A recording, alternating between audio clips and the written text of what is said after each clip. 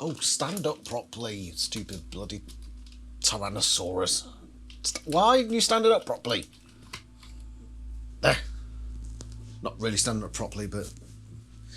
Are you even on screen? Barely. You're lucky. Hello Animorphs fans, welcome back to the Animorphs universe. We're doing another one of the best of or worst of, and we're alternating between best and worst, so this week we're on best. And I did a spin the wheel, and we're doing a best of Esplin 9466, or more popularly known as Visitor 3. Now, for a character who spent so much time in the Animorphs series, nearly every single book, he showed up and he did his thing. Considering how often he appeared in the series, it was a struggle to get 6 moments of him being a good character. And when I say good character, I don't mean giving money to charity. I mean being an entertaining, worthwhile, I'm happy he's in this book series sort of character. It's sad, really, that the main antagonist for the Animorphs series has such a dearth of good moments. Is that the right word there? I think so. And I will do some more videos in the future talking about the problems with Esplin 9466 as a character. And also a video on which books don't have him in. But for now, we're just looking at what are his best moments. We're going to now look at this video in a purely positive manner. Let's remove all negativity and talk about Visitor 3's / Esplin 9466's greatest moments of the Animorphs series. At number 5, we take a journey to book 58. And this is a bit of an odd one because it might not actually be the real Visitor 3. Or was it was Visitor 1 at the time, so we'll just call him Esplin from now on. Rachel is going through her super Rachel stuff with Cryak and the Droid and David and what have you. And Esplin is put into an arena with Rachel, and it just turns into one big battle between these two morph capable beings. And I can be pretty sure, or we can be pretty sure, that's probably not actually Esplin, because both of them are engaged in speed morphing, and Rachel even says as much, that she morphs in split second. And yeah, it's not the real Visitor 3, I'm sure. But still, it was sort of him, and this was a brilliant moment. It was just Rachel and Visitor 3 morphing these baffling morphs and battling each other with them. In the end, Rachel wins, and Visitor Esplin is begging Cryak, why are you doing this? Get me out of this situation, show mercy upon me, because Rachel is, of course, Super Rachel, undefeatable, and Visitor Esplin says as much. Esplin. It's just been so drilled into my head to call him Visitor 3, when I shouldn't really, because, well, you know the reasons. You're Animorphs fans, you know these things. Surely. Why is this on my list? Well, because there's not really much else, and it was a good moment just seeing these two soldiers fighting in a morph arena. It was good. I liked it. Number 4. Now we get into the moments where Esplin actually seems to have his wits about him. I'm not going to say anything negative about him, whereas I should at this point, because this is a purely positive video. And if you don't like that, go find a staple gun and staple yourself into a smile position, because that's what this video is all about. Smiling! Esplin uses Idris's host's son to force her hand in front of the Council of 13. Now, if that sounds complicated, it's because it is. And because it's complicated, it required thought on Esplin's behalf, which is why it's on this list. Because it requires him to think and to look ahead and say, this would cause a problem for my enemy, therefore I shall take action leading to that place. Spider-Man. Esplin's web of deceit and villainy. Idris has a human host with whom she has a child. 2 children, actually. One of them is called Darwin. And because Esplin found Hildy Gervais, which was Idris's host's lover, he then was able to locate the children, or at least one of them. and he kidnaps this child, whose name is Darwin, and puts this child in front of the Council of 13 and says to Idris, you will kill this child, or this will be evidence in front of the Council of 13 that you are sympathetic to the humans who we are at war against. It didn't take too much thought, which is why it's not higher on this list. It's more sort of case of, aha, we have this tool at our disposal. Let's use it. That's about as advanced as Esplin's thoughts tend to get, but it's used enough here to go on this list at number 4. But there are better examples, and we'll get onto them. Of course, this doesn't matter in the end because the Animorphs come and Deus Ex Machina it, but that's not Esplin's fault.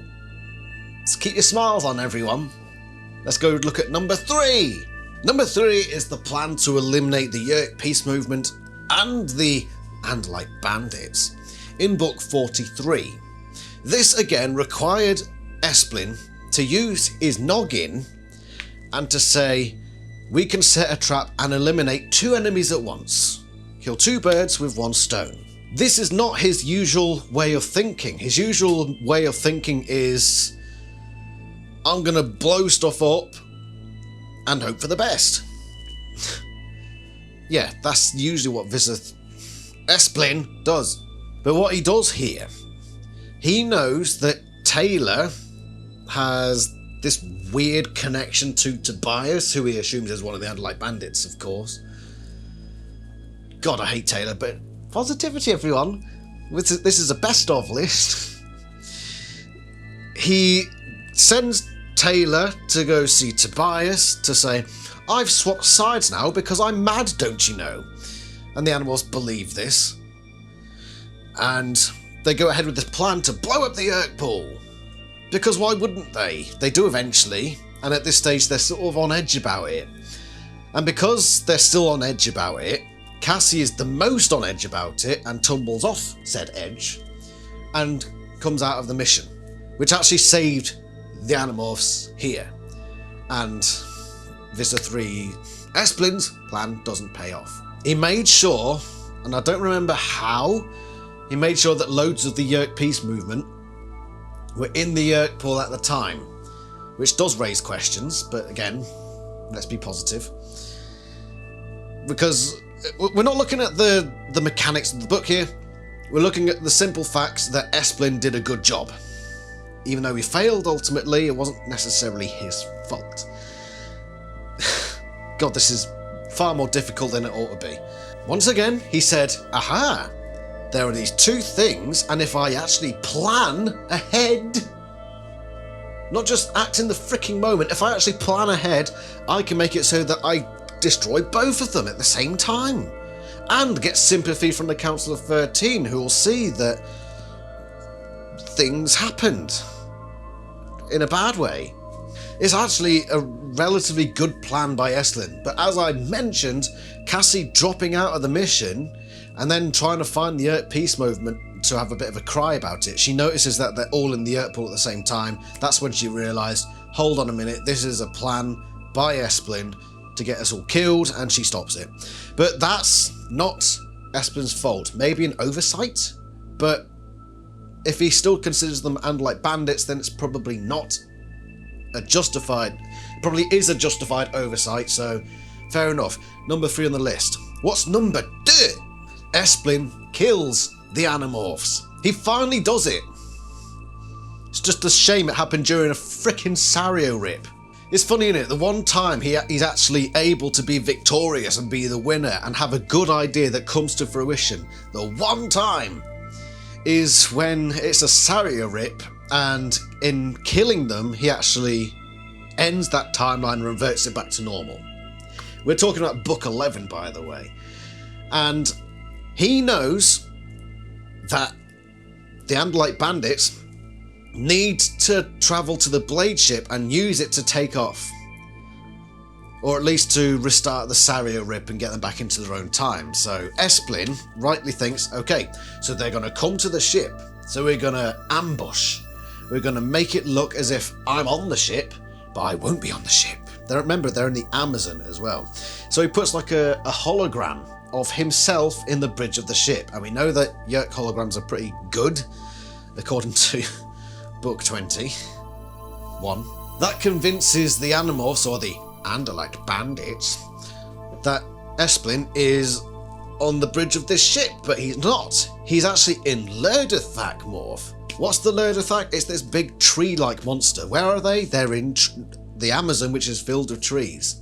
Which shows that, once again, he looked at a situation and said, what's the best way to deal with this problem? And he comes up with a solution that is sensible. Oh my god. That's why it's number 2 on this list. He looked, he said, this is my environment. What morphs do I have? This one fits the environment, so it's easier to ambush. Good thinking. Pretty simplistic thinking, but that's what we expect. Well, not even that really. And he's able to kill the Animorphs. He does it. He kills the Animorphs. It's just so sad for him. Feel pity, poor Esplin, that it wasn't in a real timeline. And even he just forgot about it, probably. He wasn't even able to hold on to that memory of defeating the Andalite bandits. So that was number 2. There was one more, so I actually found 6. I know, a character so often used. 6 decent moments ain't great.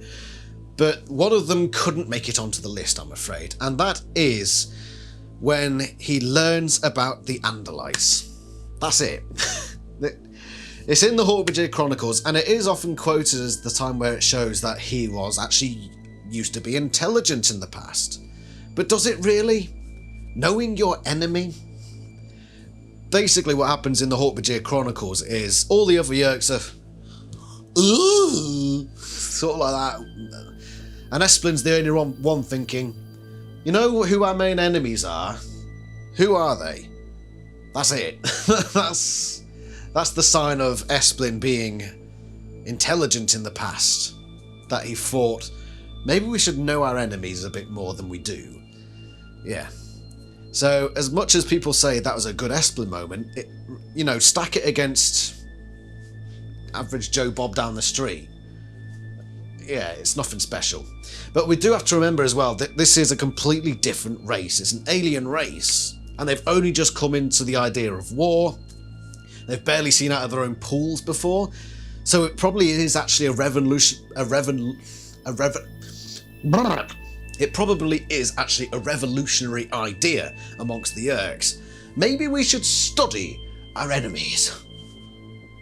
You talking bollocks or something? Nah, mate. I think it would be a good idea. Alright, crack on. Weird over there. That was Esplin. That was back in the day. So he did show that he is able to look ahead. And then he barely ever did it. Shame, really. Anyway, what is numero uno? Bang, bang, bang. Sorry if that was too much for some of you. I understand you can get triggered quite easily. Number 1. It is probably his defining moment after all. It is the moment, or the series of events, whereby he uses Hedrick Chapman in order to trick Elfangor and Alaram into thinking that he'd been killed, and then use that opportunity to take the first Andalite host body. If this is not on everybody's number 1 spot on their respective lists, then I'm sorry, but your opinion differs to mine, and that's just wrong. As we know in the modern age, if you have a difference of opinion, you're basically Hitler. Chapman. Okay, so what happens? This is Esplin's greatest moment of the series, undoubtedly. He sees that the Jahar is there, he sees a battle unfolding, and he clearly, at some point, thinks, aha, this must be the Andalites. They're going to try to get this shit back for reasons. So what he does, he has a Hork-Bajir host, but he removes himself from that Hork-Bajir host, plants himself in Chapman, and then puts one of his subordinates in that Hork-Bajir host, and then gives that Hork-Bajir host instruction, that controller, that Yeerk, his subordinate, instructions to surrender against the Andalites and be taken aboard the ship. And he goes as Chapman as well, because, he's one of the humans. By the way, so he does 2 in 1 here. He is the first human controller and the first Andalite controller, so double whammy for him here. But yeah, he's in Chapman, and then they go aboard the ship, and then Alaran, in his usual, actually very Visser 3 sort of way, funnily enough, and this should be an Annie theory. In fact, I'm going to put it on my list. There we go, Annie theory. Did Alaran cause Esplin to go mad? There you go. That's on the list now. That's on the Annie theory. You should see my list. It's quite long, quite lengthy. Like other things. That was a naughty one. You can keep that one if you want. Oh. Alaran says, "Just throw him out the thing. Throw him out. We're up in the sky, quite high." And so Visser 3's subordinate, obviously thinking, actually maybe we've got the raw deal here, goes out the thing. So now it's just Esplin inside Chapman, who then causes the ship to crash, and because Alaran again is stupid, very Visser 3 like. Esplin like, no, that is Visser 3, that one, and Visser. He then uses that opportunity to take his first Andalite host, bang, and he gets promoted eventually to Visser 3, and then eventually Visser 1, and that's his road to glory. And that is, without doubt, I believe, his greatest moment. What are your thoughts on this little list I've created? Maybe there's some moments I've missed where he actually had a really decent moment in the series. There weren't many, which is unfortunate, and I'm looking forward to getting to his worst moments list, because that will be quite plentiful. Many fruits upon that tree. Let me know what you think. Next video is going to be the worst moments, the worst 5 moments for some character. I haven't decided which character it is because it's a spin the wheel majig. But yeah, expect that in, I don't know, maybe a month or so. Thank you very much for watching. I shall see you somewhere else in the Animorphs universe. Ta-ra!